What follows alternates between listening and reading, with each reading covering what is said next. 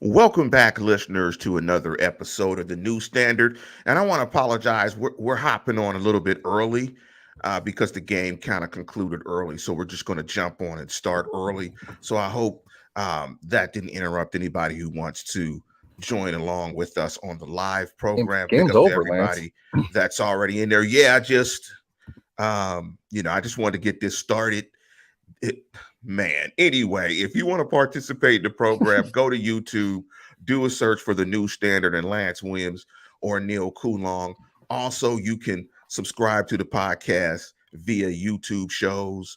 You can go to Spotify, you can go to Apple, any of your local or any of your podcast feeders. Do a search for the New Standard and Lance Williams. Want to give a big shout out to Great Dads versus Everybody. Also, want to give a shout out to Pear Health. And also, last but not least, want to give a shout out to Plant-Based Planet, doing a fantastic job in introducing new vegan ideas to families and to people in general.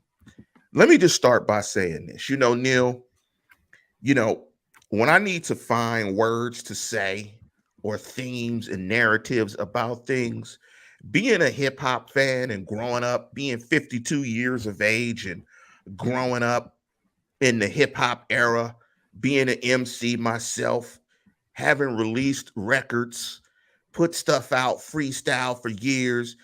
I go to hip hop when I want to try to describe narratives. And I'm going to quote the notorious B.I.G.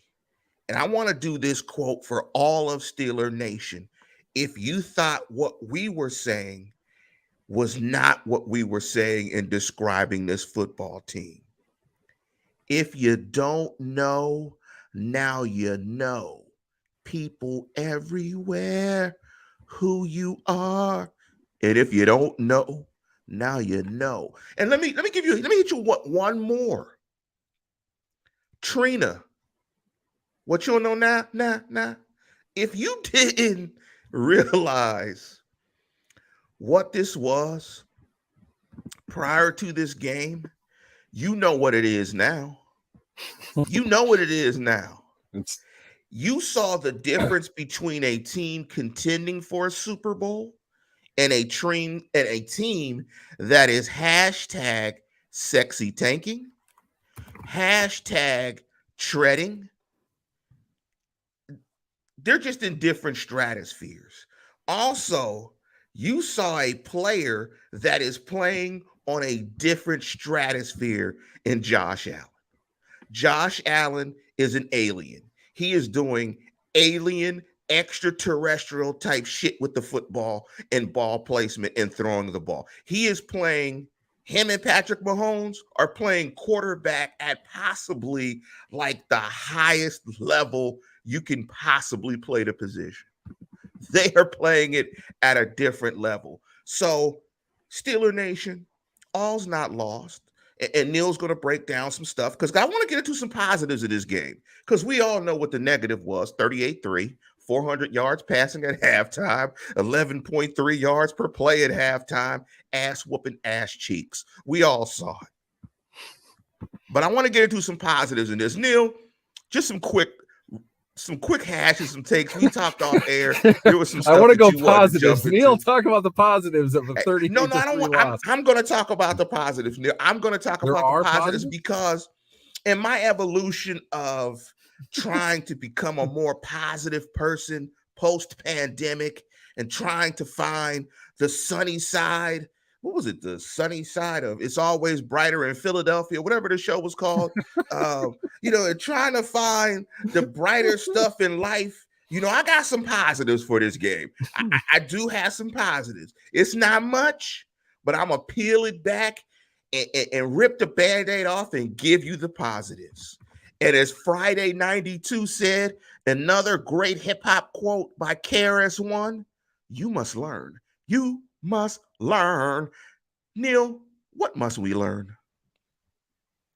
At this point, if we have not learned this is not a good football team, you have not been a frequent guest on this or a frequent listener or watcher of this program. They are exactly who we thought they were going to be. There's not really a way around that in my mind. If the score was 38-17, which is kind of more what I thought that this would be, minus a few internal implosions among the Steelers team, it wouldn't change the fact that this is the result that we should have expected. This has been a team that has not been good for the last 2 and probably 2.5 years, really. If you look back on it, we predicted this. We assumed that this was going to happen. It shouldn't come as much of a surprise. The manner in which they do it might be a bit shocking. There's clearly some animosity going on here. The resentment is real. If you look in the comments, there's a lot of angst, a lot of teeth gnashing going on, not just here but in Steeler Nation as well. This is a team that doesn't have great depth and just played the best team in football down a lot of guys in the second half. They were making a rookie start, his first career start in a hostile environment. He did okay, and literally nobody else did, except with the exception of King George. George Pickens and Kenny Pickett were the two players I felt in this game that performed to a level that you could respect and you could go along with. You got really bad games from a lot of guys that you shouldn't have gotten them from. Deontay Johnson, not a good game for him. People who frequent this program regularly know what I feel about Chase Claypool, and I hate to be I told you so guy, but I don't think he's going to like what he hears in film tomorrow. He was awful today. Offensive line play was not good for the second game in a row. Defensive line beyond the first drive, which I thought I was encouraged immediately from them. They fell apart as the game went on. And on top of all of this, you are playing the alien, as Lance referred to him, as Josh Allen, who put up one of the finest individual passing performances we've seen in a pass-happy league in the last couple of years. He was phenomenal today. My God, he hit a couple throws that are just not human. By halftime. I don't know how much more defense could have been applied. I know that everyone's going to watch it frame by frame and talk about how Minkah Fitzpatrick needed to levitate himself 8 inches above where he was on the field to stop a pass that was dropped literally on top of his head, right to a single outreached arm from the receiver ahead of him. That's a phenomenal throw. You can't defend that a whole lot better than what Minkah did. The Bills, though, top to bottom, are an excellent team. They are a great football team. They were 14-point favorites for a reason. And on top of that, Pittsburgh played a pretty bad game. So the result of this game is not surprising. The main thing, Lance, though, I think is worth talking about in this was the performance of Kenny Pickett in his first career start. Final numbers for Pickett on this day: 34 of 52 pass attempts in his debut, 327 yards. That's 6.3 a pass, not ideal. One interception and a couple stalls by an offense in the red zone that inexplicably was kicking field goals when down by 4+ touchdowns. Let me interject real quick, Neil. 74.8 rating on the game for Kenny. Let me interject real quick, Neil, and I'll throw it right back to you. I want to apologize whoever that was on our last show that posted numbers like this for Kenny Pickens in his rookie debut, that he would throw for like 334, so on and so forth. He had like 3 touchdowns in that stat, though. Yes, that's the difference. He had 3 touchdowns in that stat line, and they did not get beat 38-3. But I don't think any of us envisioned that Kenny Pickett would throw for 327. I just want to throw that in there real quick, Neil. You got to be real happy about that, right? I mean, yeah, I agree with you. I don't want to say we were mocking. We were laughing in hopeful, hope-based optimism that Pickett would have a game like that. Pickett, in my opinion, Pickett availed himself really well today. I thought he did a great job considering the circumstances. Did you notice, Lance, the weird stuff that Pickett was doing? He threw a couple balls more than like 12 yards in the air. Do you realize that? He also who does that? He also completed some. He threw the ball toward, without question, the best receiver on the Steelers team. And the guy made a couple phenomenal catches as well. Of course, I'm talking about King George. Numbers I should have in front of me, but I don't. Second consecutive 6-catch game for George Pickens. 6 catches, 83 yards on, again, 8 targets. That was his line last week. 6 catches on 8 targets. A lot of that came from Pickett. 13.8 a catch. He had one he came really close on, but hand came down, not his other foot, so he was out of bounds on that. But He Let me came let me throw pretty in a close key to number another there too, Neil. 100-yard game for him. Let me throw in a key number. The key number there that you mentioned is 8. 8 targets, 6 receptions. Deontay Johnson, 13 targets, 5 catches. The difference was 8, the number of 8. He had 8, times more he was targeted. He was targeted more and had, a number of empty stuff, a lot of empty stuff. That 8, that's 8, that's bad efficiency there. Getting targeted 13 times and 8 of those don't result in anything. Yep, and that's kind of what I'm not surprised looking at the numbers for either Deontay Johnson, 5 catches, 60 yards, or Chase Claypool, 5 catches, 50 yards on a combined 21 targets. You got 110 yards between the two of them. Neither of them played well, and looking at those numbers, that matches what I saw on the field. They were over targeted. They got the ball a lot and did absolutely nothing with it. Both of them dropped 4th down catches that should have been made. Both of those balls should have been caught. Johnson's came inside the 5-yard line. Should have been able to hang on to that. They should have had an opportunity to score a touchdown in this game. He let the team down a couple times. Not Deontay Johnson's best game. I have faith, though, that Deontay Johnson can take that into next week and provide something of more substance. At this point now, I have no faith in Chase Claypool. If that's the level of production this team can expect from Claypool, there is absolutely no reason to give him the ball 9 times. Just none. I'll take George Pickens 8 times and what he was able to produce in similarly adverse situations, considering who they were playing, the situation of the game.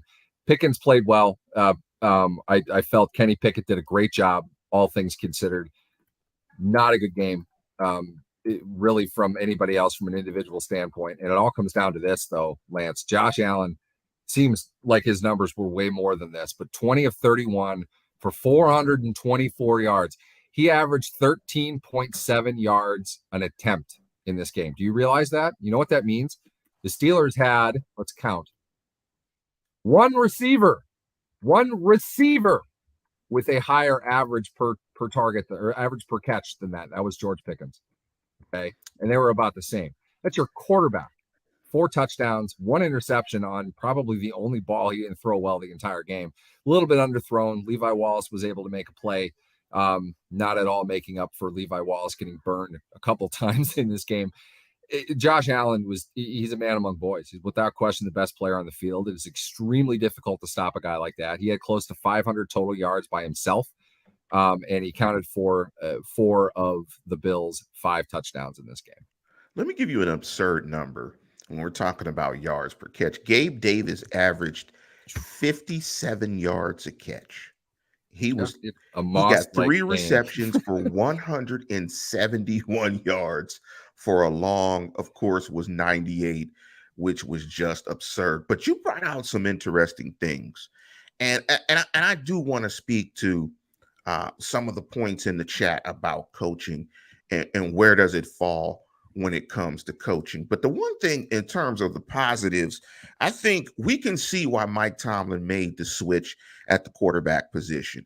And it's not one of just, we need to get Kenny Pickett ready. We need to develop him. He's our number 20 pick, all that good stuff and all those narratives that are surrounded by him doing that. But I think what we saw with Kenny Pickett from the first drive, and even from Kenny Pickett last week, he was just flat out a better player than Mitch Trubisky.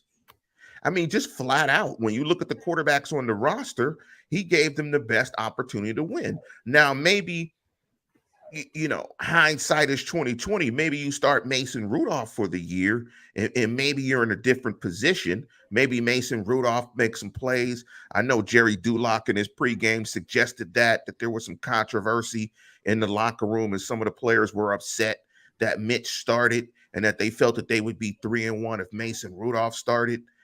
But the bottom line is, this is a developmental year. This is a treading year. This is a sexy tanking year.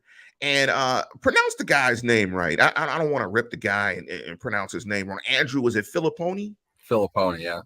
Andrew Filipponi. He made a point on Twitter, and big up to Andrew Filipponi. No knocks to him. I'm not trying to knock him when I say this. He made a statement about I will. Don't worry. Okay, I know you will. I was teeing you up for that, baby. I was teeing you up. We were playing best We'll get ball. in. We'll get into Pony later. I put it on the green, baby. I just hit it within 5 feet so you can make the putt, baby. He said that Kenny Pickett should have been removed from the game, and that he should have been removed, and they should have taken him out for next week for Tampa Bay. There's nothing more here. All he can do is get hurt. Let me say this one time. It's football. Guys get hurt. That is the expectation. We found out, last week that Russell Wilson, has a partially torn pec, I think it was, or whatever the injury was. Guys get injured. Or a lat. Or was a lat, yes. Guys get injured. Guys play with injuries all the time. If we knew what guys were actually playing with, it would be unbelievable. But the injury report would be astronomically large if you knew what everybody was playing with. So getting hurt is part of the business. That's what you sign up for, unfortunately. He needs to play snaps. If you want this rebuild, this treading, this sexy tanking to go much faster than you want it to be, he needs to play. He's got to get reps. Every rep that Kenny Pickett takes, he's learning something. Offensive line is learning something.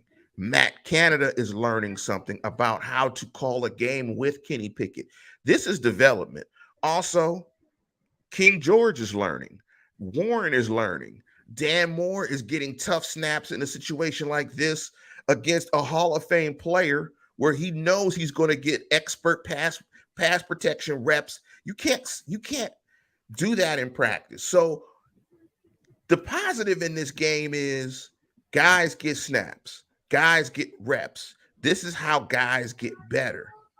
They play in these type of adverse situations. Now, of course, you want to win the game, but at that point, we knew winning the game wasn't a possibility, but guys got to play football to get better. And this game, you look at Kenny Pickett's numbers. Kenny Pickett was out there battling.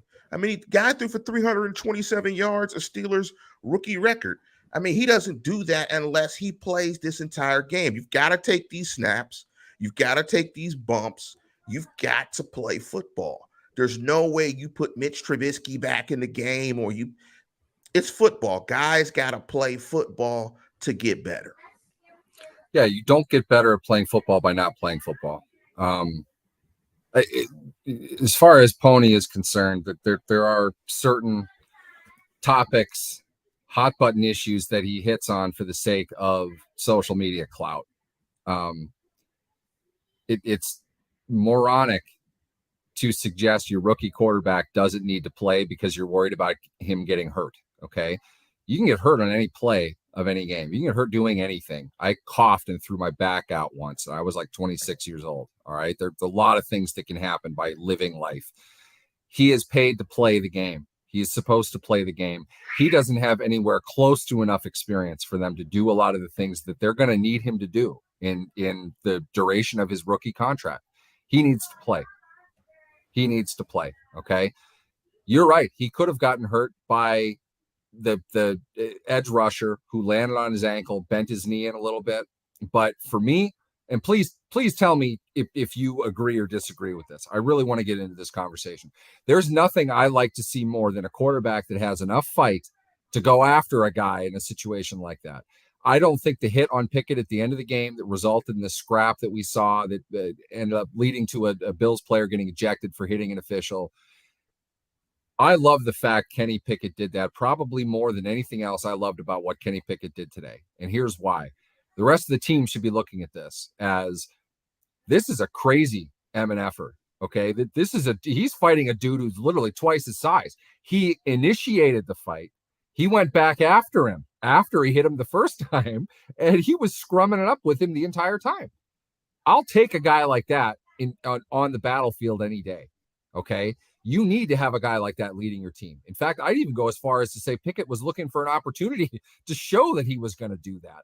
And I love it. I eat that stuff up. And so do football players. The offensive lineman, James Daniels, came and hit the guy who hit him when he went into a slide. Daniels got basically moved into the Bills bench and was going to get assaulted by like 15 of them who were all going after him at that point, as tough guys as they are, apparently. He walks out of it knowing that he's going to get a penalty on the play, but he stood up for his quarterback. And then his quarterback shows he appreciates that by kind of doing the same thing. Now, I know that is probably not clean football. It's probably not something that wins you sportsmanship points. But at that point, I don't care. I want a guy that's going to fight. I don't want the guy that's just going to turn the other cheek. This is not a polite game. This is not a game for the faint of heart or the physically adverse, like you and me, Lance. We're not supposed to play football. The guys who are out there that are fighting, play in and play out, are going to love and respect the fact their quarterback is willing to fight a guy as well, especially a dude who, like I said, is literally twice as big. Kenny Pickett is not a real big guy. I don't remember. Somebody help me out. What was the guy's name? I forget his name. Was it Shaq Lawson? He went after. Yeah, Lawson. It was Lawson. Lawson's a big guy. Okay. Kenny Pickett is not. Kenny Pickett couldn't have cared less. I love that about Kenny Pickett now. And that's to me, that's going to be the single best moment of probably his rookie year. He just showed his entire team where his head is. That's how competitive he is. That's how badly he wants to win games. And if there are problems that he has with it, F you, I'm going after you. I want that guy leading my team. And frankly, today, he now leads the team. Take the C off of Mitch Trubisky's jersey, give it to Kenny Pickett because he just earned it. That's what a leader does. That's what a man does. That's what you want your quarterback to do. And he did it. I'd give a shit if they lost 38-3 today. I don't care at all. I saw what I needed to see out of Kenny Pickett, and I love it. He's only going to get better as a player. He made some mistakes. He did a lot of really nice things today. Things that I would not have expected him to do. Things that, despite the baffling game plan from his offensive coordinator, despite gaffes from his head coach in decision-making, Kenny Pickett left everything that he had out on that field. Kudos to him. And word to Draymond Green, I definitely agree with you, Neil. Word to Draymond Green. Draymond's a little bit different. Okay, that's not the same thing at all. All right, totally different. Totally different. Let's just say this. He's not. Kenny didn't cold cock the guy. He didn't walk up to him and just slug him. He shoved him. They went after each other. That's. Let's just say this. Just scrapping. You love that. I'm from the 15233. I'm from the north side, and sometimes conflict resolution requires some physical pushing. Here's my thing. This is how much I agree with your point, Neil. I thought the entire offensive line should have been with James Daniel fighting. Not only should have been James Daniel, his whole group should have been with him when they went to the sidelines to get it cracking. It should have been all of them. Tough spot at that point. Tough spot at that point. It's tough spot. But I'm just saying. That's the middle of the field. David DeCastro did the same thing. Marquise Pouncey did the same thing. There's got to be the dude that does that. But you can't all go charging in. You got to kind of. I think you do exactly what James Daniels did. I'm going to hit the guy because he earned it. And to be honest with you, I don't even think it was a penalty. No, it wasn't. I thought it was shoulder to shoulder. Pickett, he didn't hit his head, one, and he didn't hit him late. I get it. As an offensive lineman, though, I want him to jump on that. I'll take 15 in that situation if my lineman shows that, because I want the rest of my team to see it. When he got pushed into the bench, though, it's kind of like, dude, I'm praying for you, but we go in there. There is all-out war that's going to happen. Guys are going to get tossed. Guys are going to get hurt. You don't want to do that. I want to dig into a couple of things that you said when you were talking about that. I think clearly we see why Tomlin made the switch to quarterback position. That Pickett is better. He's going to be more aggressive, and he's going to be better situationally on third down. I don't know the percentages for the game. Let me look at the percentages on third down for the game. They weren't good, but Canada screwed him on first and second down a bunch. How many Najee Harris runs do we need, honestly, at this point? How many do we need?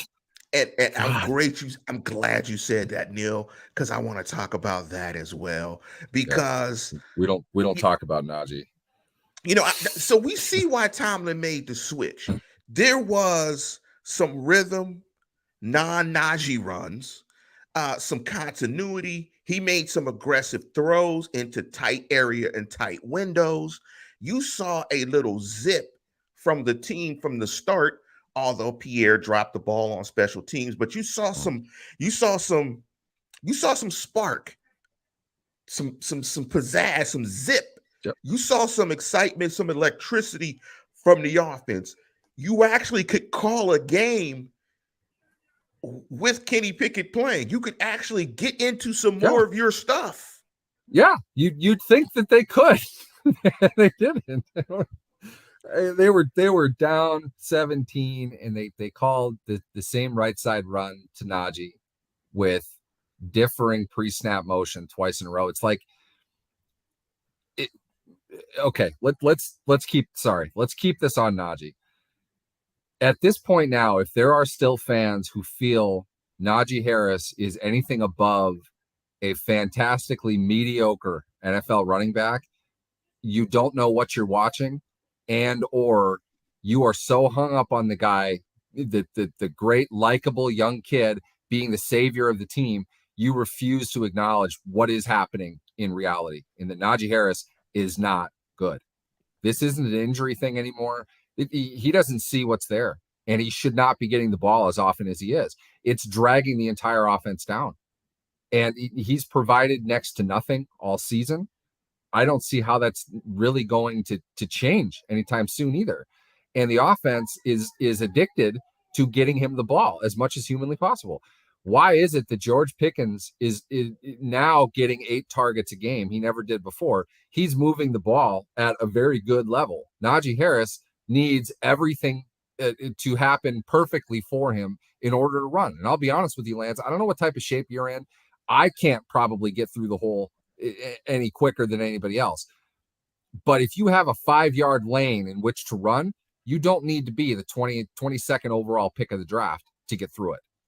Jaylen Warren can do that at a third of the cost of Najee Harris. At this point now, this goes into your pedigree characteristic of a player who's playing simply because he was a draft pick. That somebody mentioned this in a comment earlier. That's the only reason Najee Harris is getting the ball. He is, in my opinion, now. I thought this after week 1. Now, to me, it's pretty clear. Jaylen Warren is not noticeably less than Najee Harris. They are very similar. And right now, because Harris is obviously not healthy, I'd rather give Warren the ball. I don't know why they're doing it. Let me ask you this, Neil, and this gets to the criticism. And I'm going to put that comment about the coaching. This is where keep this comment up. I'm going to respond to this. This is where, this is why I wanted to put this comment up from C-Mac.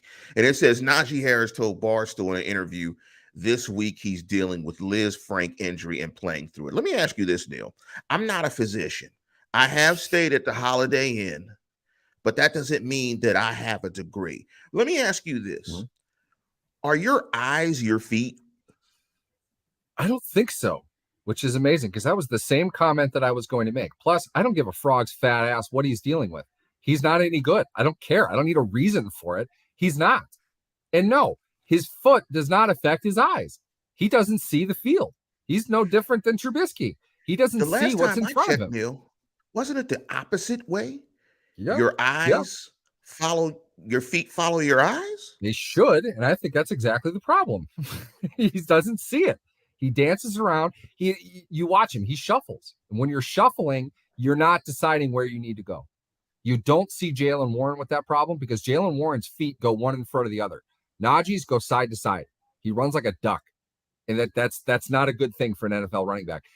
We have been so quick and so certain that the offensive line is utter garbage. And that's the reason that the hero and saint Najee Harris can't make anything out of anything.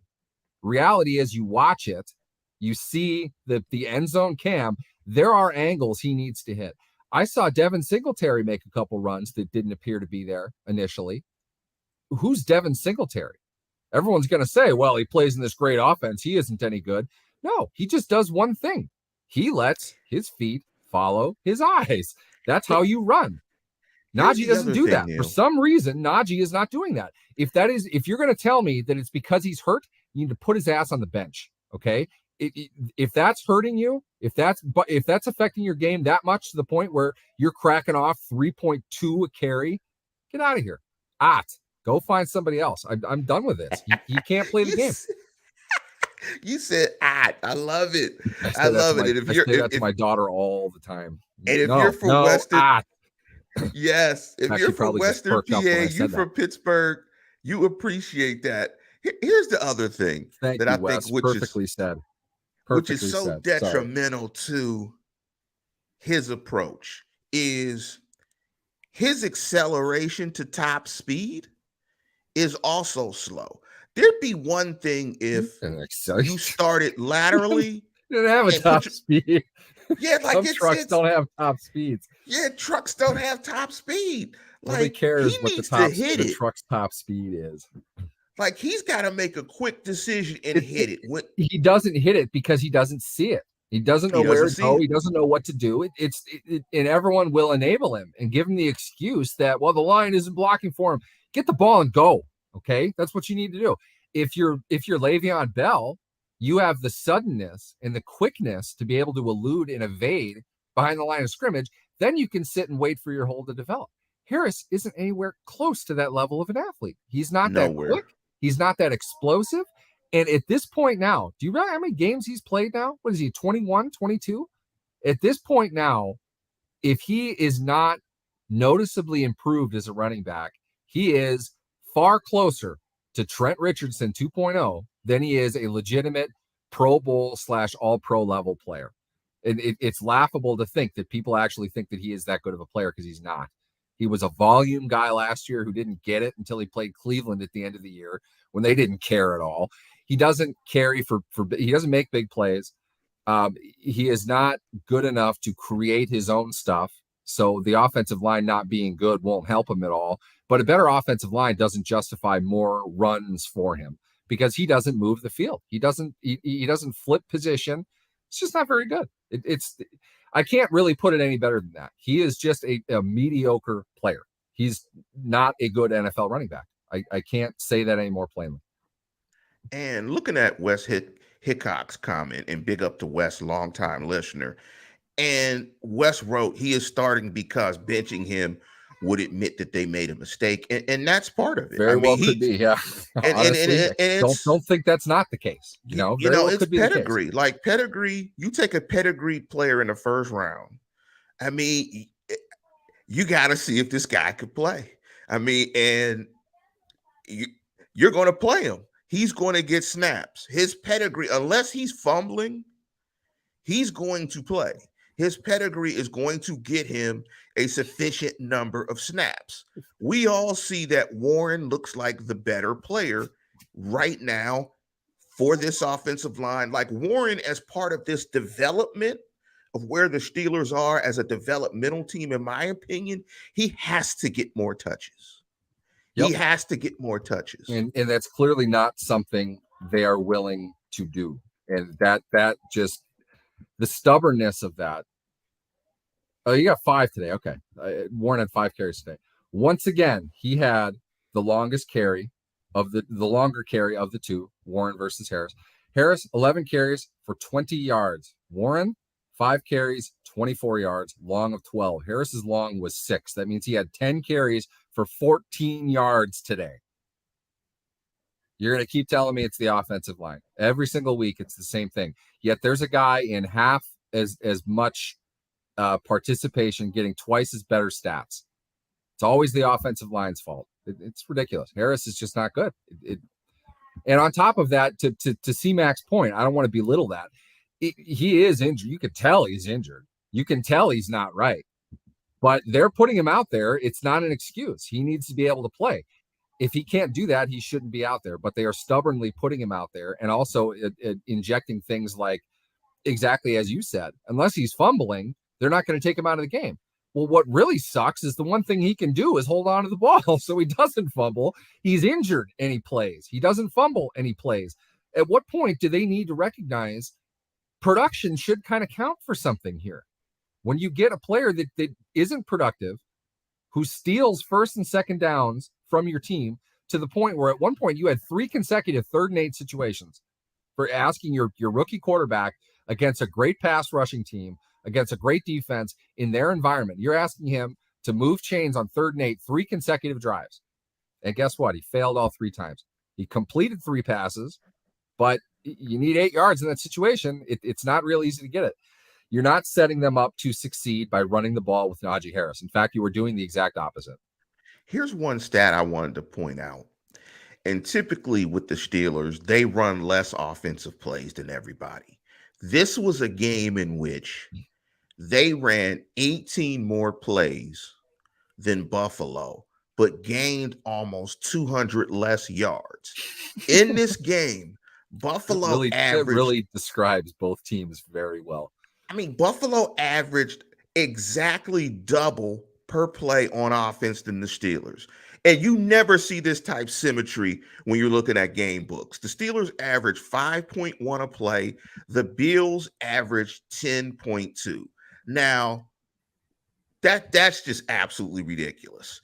And when I watch this Bills team, as good as they are, I still do think at some point in time, their inconsistent running game may be their Achilles heel, them running situationally. But even against the Steelers, they popped a run for a touchdown. Your entire body's an Achilles heel at this point. I mean, it's when you take take everything that you just said, Lance, and you combine it together, it just seems insane to me that your calling strategy, not so much the direction of plays, what specifically you're doing, but the rhythm of it, the constant first, second down runs that they are calling, especially in the first half of games. The fact that it continues to not work and they'll call it anyway, putting themselves into bad positions. And then let me put it this way. You know what I want to do? And I'm going to do this. I can't do it on the show. It's going to take a little while. I'm going to add up the Steelers plays with Najee Harris touches versus non-Najee Harris touches. And I understand that running the ball is going to hurt eventually, but the gap between those two things, I think, is going to be pretty considerable. I think it's going to look something like worst in the league when he touches the ball and among the top half when he doesn't. And he just doesn't go anywhere. He doesn't do anything. They are throwing away downs. This is why they don't have any possession, really. Today they did. Pickett actually completed a couple passes, which Trubisky didn't do. That helps. But the black hole that is Najee Harris holds them back to a point where they get behind and they're not able to come back. They're not willing to try to make explosive plays because it feels like they're on a pitch count with Najee. They have to get him to a certain point. I don't understand why that is or why they do that.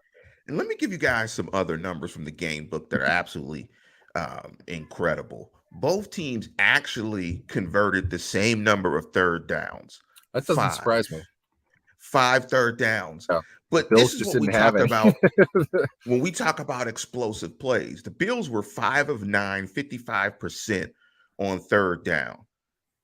They only had 9 third down attempts, converted 5, and had 552 yards of offense. They possessed the ball. Downs. They possessed the ball for 23 minutes in this game, 23:52 to be exact, and had 552 yards of offense. It's not about how long you have the ball. It's what you do with the ball. Yep. That's all it's ever been about. It's what you do with the ball. Had they had 35 minutes of possession, they may have scored 100. Yeah. Yeah. You normalize that part. I mean, it's the fact that I find the symmetry here so beautiful. Bills 10.2 yards a play, which by the way is an eye-popping number compared to the Steelers 5.1. It really personifies everything with this game. The fact that the Bills almost had, for all intents and purposes, 200 more yards of offense in running 20 fewer plays. That is basically, we get the ball, we have no problem going over the top of you and bullying you. You're going to get the ball and dink around and play into what we're hoping that you do, which is draining the clock so we can get out of here and not have to put a whole lot of tape down for our offense. And mission accomplished. 38 points on 54 plays, Lance. You don't see And games like this very often. That was let just me let a me master stroke by the Bills. let me add something to that. Josh Allen, so they played the Bills had the ball, I think 54, ran for 54 plays. I bet you Josh Allen was in the game for like 35 of those. So if you figure that he was in the game for about 35, 36 of those plays, they almost scored a point for each play that he ran. I don't. I'll have to check. Maybe somebody knows this. I'll have to check. That doesn't happen very often. You don't get a point per play very often. That just think of Never. it. What would you need to score? Probably Yes. 50. So Yes. you came within 14 plays of that in this game. And that's a lot of junk at the end of the game, too. If you left Allen in, that's efficiency at its absolute finest. This game is absolute. It's poetry. If you read over the stat book, it is so incredible how much the Bills dominated this game. And I'm a numbers guy. Didn't Being a give melon up guy, Steelers I'm a didn't even get numbers sack guy. today. And this stuff is just incredible. Like some of the numbers we've seen in some games in NFL this year have been incredible. But there's been a lot of harping, blue gold particularly. And I want to jump into this blue chill gold out with because the sex tape stuff. My God. you said it as well. Don't drive Neil, and don't about comment the on the internet when you're drinking, okay? That's stupid. You said it as well, Neil, about coaching, about Tomlin's mistakes, bad game planning, running on first and second down consistently. And we were talking about what you're learning and how this is developmental. And I was saying this was a developmental year, but Tomlin is also learning his football team this year. And that is the difficult process about coaching is literally it is a fast moving train. Your team is morphing and changing and developing in real time at incredible speeds. He is dealing with something that he does not have a handle on. And you can criticize him for that. You can criticize him for, I think, the whole Trubisky experiment, although I get it. But how much of this do you put on the foot of Tomlin and you put on the offensive coordinator in terms of roster construction stuff and just where they are as a football team right now? All of these things are incremental and they're one on top of another. You can't, if you want to go all the way down the rabbit hole, it's going to go to roster construction because when the rubber meets the road, if you don't have dudes on your team, it's because you didn't get them. They're available. Other teams have them. The team you just played and got boat raced by, they've got a lot of them. And you don't really have any. Why is that? We'll start with this. There's a lot to this. I am not going to label any one thing. As much as you want blood and sacrifice for your 3 hours being wasted, there is a lot that goes into this that does not go down simply to what you think coaching is, okay? Ryan Shazier is paralyzed. They are largely ineffective trying to replace that position in the middle of the season leading into the playoffs, and they get crushed in the playoffs on the ground because they weren't ready to handle what they needed to handle with the group of linebackers that they had. They knew at some point, considering Ryan Shazier was going to get an extension that offseason, they needed to find an inside linebacker. They tried, it didn't work. They found a draft in which there were two of them that could be considered by some. I don't think it was unreasonable. I don't think anybody would have disagreed at the time. Two inside linebackers you could have taken in the top 10. One of them goes 6 overall, which was probably not expected. There's one left, and you have a trade opportunity to move up from 20 to 10 to go get him. You trade 3 picks, including your first, for their first. So a net loss of 2 draft picks to move up to get Devin Bush. Turns out Devin Bush is all right his rookie year, not great, but you're hoping for better things for him. He misses a large chunk of his second year. He is terrible in his third year and not looking all that good in his fourth year either. You missed out not just on replacing the position that you've needed to replace for 5 years, but those draft picks as well. So you are down in the count for that. We all love the Minkah Fitzpatrick trade. It worked out well. You got a great player out of that. That's the type of trade you need to make. You lost draft capital on that as well. At the same time, you're signing more free agents to replace more holes. That pushes your comp formula down to the point where you're not getting reasonably ranked comps. The Steelers didn't even get a third round comp for Bud Dupree because they signed too many guys, because they had to some degree. Not enough guys worked out. At the same time, they didn't have enough picks to make up for what they're losing. That makes them go back into free agency some more, which knocks down their comp formula again. So they're not getting comp picks back to replace a lot of their roster. I think C-Mac said this earlier too, and this is something that needs to be pointed out with the trade deadline coming up. The Steelers have 5 draft picks in 2023 because they've traded them, okay? And for one thing or another, they needed depth at outside linebacker. None of us had a problem with Malik Reed in that trade, right? That's a 7th-round pick gone. I'm not sure that's any good anymore. That Akella Witherspoon pick that we gave away and we laughed about a couple of years ago for a variety of reasons, we owe that now. As weird as it is, we totally forgot about that pick. That's got to come due this year. What else? I thought there was another one in here. It's just those 2. I think so.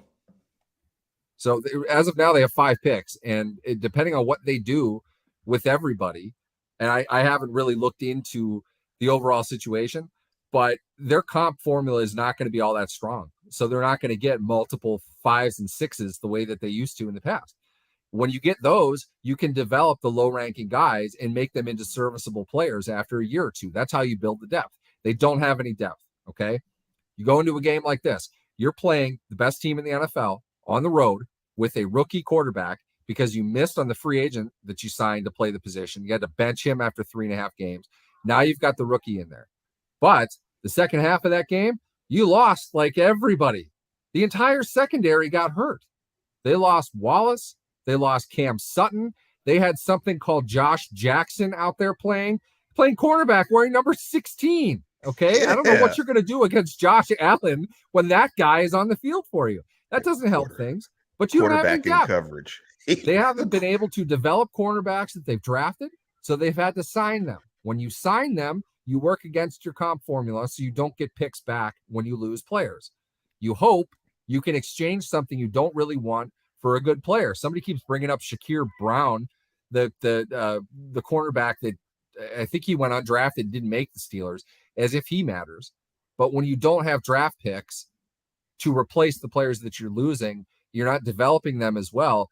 It's a higher margin of error with the free agents because you're paying 3 times as much for them. So then you get into the trap where you have to play them because you're paying them. Levi Wallace, probably a good example of that today. He didn't have a very good game. Now, I hope he does well. I hope he recovers. But if he's healthy and able to play next week without any other injury setbacks, how much do you want that guy on the field after what you've seen through 5 games? Probably not a whole lot. And they have nobody else coming up. So cornerback is absolutely a position of need for them in the draft. Multiply this over a couple different positions. That's what you have depth-wise. And it's not because you made a mistake in trading up to get Devin Bush, although you made a mistake to trade up to get Devin Bush.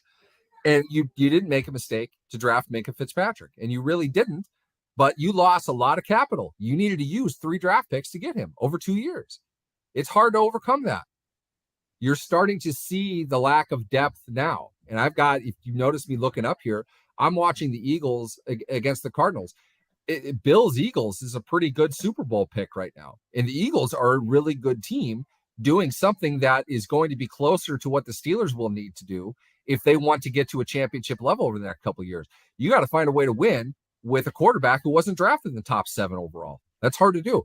They have been able to do this because, one, they have probably the most innovative coaching staff in the NFL. And 2, they have prioritized depth.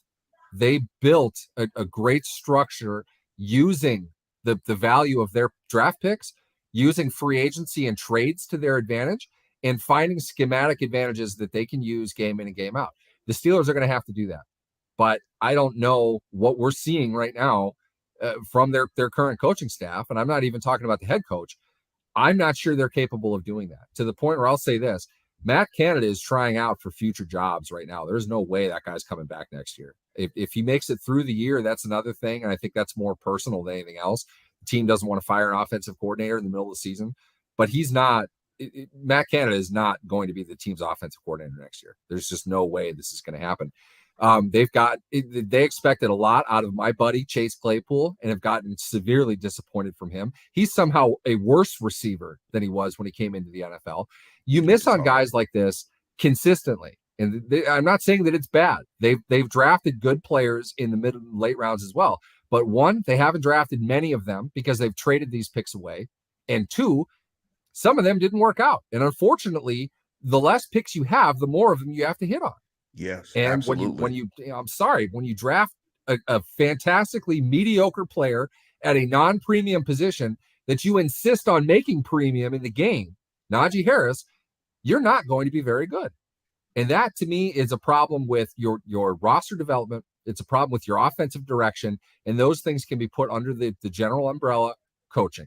If we want to get into the coaching decisions, that's one thing. Game management, though, is something else. Why are they kicking field goals when they're down 3 touchdowns on the road? There's no point. I have no idea. No point at all. Games like this look that bad because of that. Then on top of it, Boswell has an off game. Imagine that. He's not automatic for a change. It doesn't usually happen. He sucked today. It wasn't a good game. That was puzzling. But I'm glad that you brought it up, Neil, because I think roster construction gets lost a lot in its importance of being far more important than in-game management bullshit. That is way more sick of arguing about timeouts. The dumbest thing in the world. How you build your team is what matters. See, because the thing I think that a lot of people forget is scheme is important, but the dudes in the scheme are even more important. You need dudes. When you don't have dudes, you're going to get your ass whooped like they got whooped today. I want to jump into Jason Kelce on the screen right now. I'm looking at Jason Kelce, who's almost miraculously a borderline Hall of Fame center. Jason Kelce was available to every team in the NFL several times over. He's going to the Hall of Fame. When you draft Jason Kelce and another team drafts Kendrick Green, you can kind of see where the results might come from.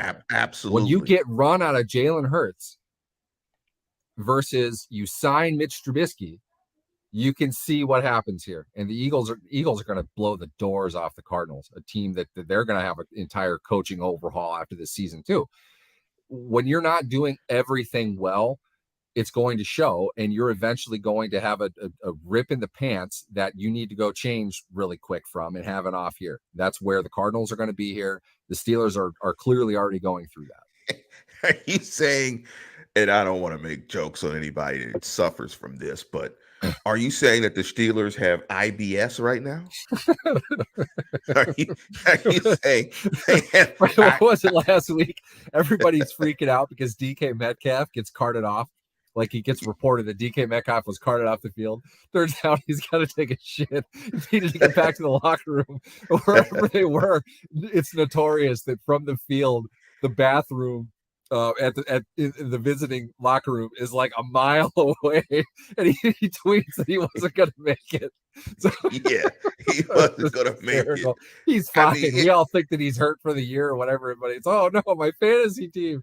Yeah, this is how it turns out. You know, it's great that we can have a bit of levity as we end the show. And I do want to end the show with Edward James Gardner's comments. And anybody listening to the show, please like and subscribe. If you're listening to the show and you're not subscribed, please subscribe to the program. Please hit the damn like button. Edward James Gardner, EJG, said the following: as an eternal optimist, we've got a decent, not great QB, a rising star wide receiver, a future Hall of Fame outside linebacker, big time parentheses, win on the field. Which we didn't even talk about that, by the way. And I'm not necessarily rushing TJ back, not for this. And some players, some young players at some positions with talent, but not too inconsistent to be reliable. And I wanted to end it on that, and you could close me out too, Neil, is that it's how you choose to see it. I mean, you can always choose to see the scoreboard is going to always be typically what everybody's going to look at. I mean, you're paid to play and win games. Period. Nothing more, nothing less. But you do get to points in the season where there are other goals as well. You obviously try to win the game, but teams, coaches are aware what they are. Us fans usually don't hop on board till later, right? We're forever optimists with it. But so it's how, in the context, in my opinion, and how you frame the rest of the season for your fandom is whether you will bust your TV, kick your dog, slap your kid, or just watch the games from a perspective of who on this roster is getting better. So when Kenny hopefully is ready to be that guy, this team can then compete. If you come out of this season with Kenny Pickett firmly established as the dude and he can play, and this offensive line improves, then to Neil's point about the lack of talent and some of the draft picks and having to give away draft capital, if you hit on this quarterback pick, immediately you got a big ass deposit in your developmental player bank account. And that's what we have to see. That's the position, and that's the pick. And that's why you keep him in the game, Pony. We got to see if this guy is the guy. Now, if he's not the guy, this is like a 7 to 10 year rebuild. like if he's not the guy, welcome to half to 2/3 of the NFL, probably more. Than that. I mean, so Steelers fans aren't used to this, but it is fully possible to not get a historic level quarterback for a while. Very well could happen. Everyone who's freaking out. Oh my God, Mel! Wow, Mel came on hot. Everyone who's freaking out about Pickett, he didn't play well because they didn't win. He's not Justin Herbert. Nobody is suggesting that he's like a Josh Allen superhero kind of quarterback, but he's a human being. The top guys kind of aren't. They're monsters. We don't have a guy like that. And no one's letting the defense off the hook. I don't know how we could possibly be letting the defense off the hook. We just laughed at how amazing it was that the Bills almost scored 1 point a play. That's against the defense. They were awful, historically awful today. Historically awful. They also are down 23% of their salary due to a pec injury, and something we didn't even talk about, Lance. TJ Watt had arthroscopic surgery on his knee. He's going to be out for a week or two longer than I thought he was going to be. At this point now, you almost may as well put him in bubble wrap and keep him on the shelf, because they're staring pretty clearly at 1-7 going into their bye week, and this could be a legitimate top 5 drafting team. The way they look today, I don't know how you could say they're anything less than the worst team in football. I mean, they're awful. Did Houston win today? If Houston won today, they're the second worst team in football. That's only if Houston didn't win. I don't even know if that's true. I really don't. The Steelers, the only win that they have is because the Bengals didn't have a long snapper, and the Steelers still gave them 2 opportunities to just simply make a kick and win, and they failed both times. Pittsburgh is epically bad. This is a bad football team. They're worse than I thought they were going to be. Bottom. No, Houston happened to win. Houston beat Jacksonville. That just doesn't want to confirm the faith I have in them. Yeah, this team is bad, and it's going to really be a challenge to watch this team and keep a positive attitude with it. But I think you're going to have to change and reframe what you're watching and what you're watching it for. This is no longer going to be entertaining, and Mel is going to town. I can't repeat Mel's comments, but I do want to post them because Mel. Don't drive, Mel. Mel, Play Hey, some no, atomic we're dog. not getting a third round draft pick for any of those players. And the reason is it's because they're not good enough to be on this team. Why does somebody else want them for Yes, premium? there's Mel. Chase Claypool, we will get lucky to get a 5th round pick in 2 years before next year's draft for Chase Claypool. That's an optimistic scenario for him right now. He's that bad. Chase Claypool.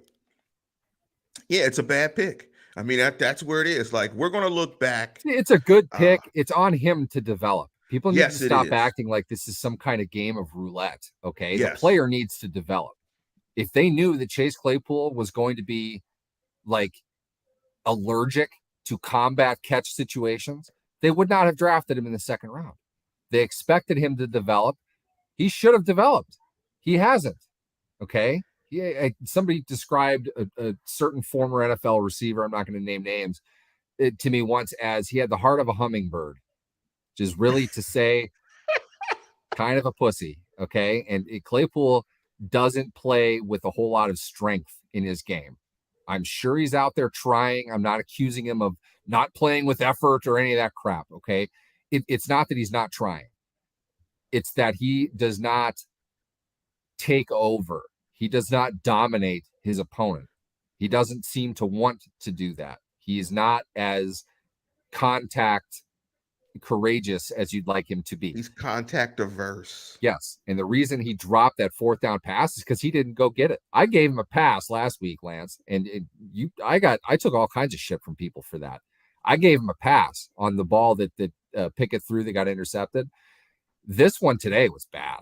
Like, dude, you've got to catch that ball. It's 4th down. You're there. Pass is on the money. You should have made the play. He doesn't do that. When you have multiple draft picks like this taken higher that are just falling off and becoming not even dudes, I don't know what you're going to do. Why Claypool's getting 9 targets is beyond me. But if Pickens doesn't get 12 or more targets next week, something is really wrong, because frankly, he is just easily the best player that they have on offense, and they need to give him the ball more. But they're screwing around with Claypool. It's dumb. It's just dumb. You know, I'm reading some of Blue Gold's comments before we get out of here. Just Verducci, mute him, please. This is stupid. It's not even close to how you spell his name, by the way. And 31 teams, including the Ravens, passed on drafting Lamar Jackson. You're going to go after the Steelers for drafting a safety that they needed? Besides, buddy, Edmonds wasn't in the game today. What happened on the first damn play, or excuse me, the 3rd play of this game? What happened? The safety screwed up. 98-yard touchdown pass because Edmonds wasn't in the game. You're freaking out over that? Get a clue. This is nonsense. Terrell Edmonds is not the reason this team is 1-4. Here's my point to echo what you're saying, Neil. Verducci, man, as they kept Colbert around too long, could not adapt to the changes in the NFL with draft picks. Let me just say this, and Blue Gold, and we're not trying to criticize you, Blue Gold. It's not that easy. Typically, the answers to why your football team is bad isn't one question that you could solve. Like, it's not one thing. It's always a preponderance of things. It's never just one thing, unless, like, Tom Brady in his prime gets hurt. I mean, something like that, and why you're bad. But it's never one thing. These things are hard to solve. And like Neil and myself, we were saying in the show, they compound. They compound. One thing pulls the string of another thing, which pulls the foundation that's loose in another area. Then that starts another crack. Then by the time you know it, you're 1-4. You're one of the worst football teams in the National Football League, and you're going to get your ass whooped for the entire rest of the season. But that still doesn't mean that positive things can't happen game to game, and some of these guys develop. Again, they got to get Kenny Pickett right. They got to get Pickett right. And if this offensive line and Pickett gets right, you can say that this year, from a developmental perspective, was positive. Let me get out of here and speak to this. I want to shed some light on my guy, Christian. What's up, Christian? Neil captured why the Steelers are in the place they're in. They have drafted poorly and given up draft capital, and it all started because of the Shazier injury. And I think you're spot on. I agree with that in whole. I I just want to adjust a little bit. I didn't say they drafted poorly. They don't have as many darts to throw at the board.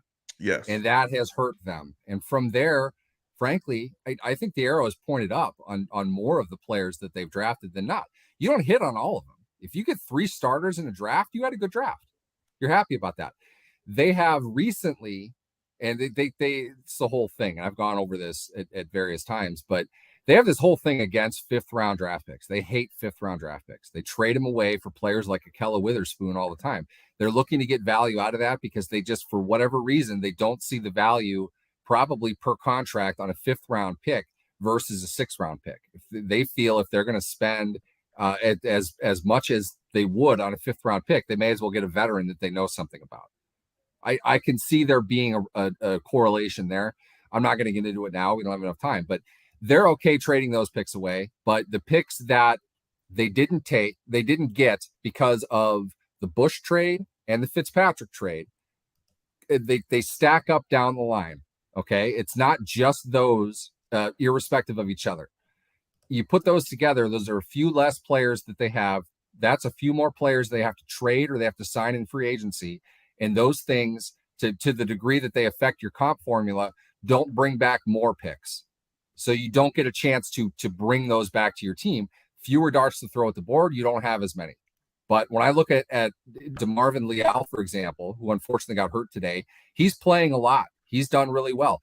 They traded for Isaiah Loudermilk, a player that I really liked, is now buried behind in a fairly deep defensive line group for the Steelers.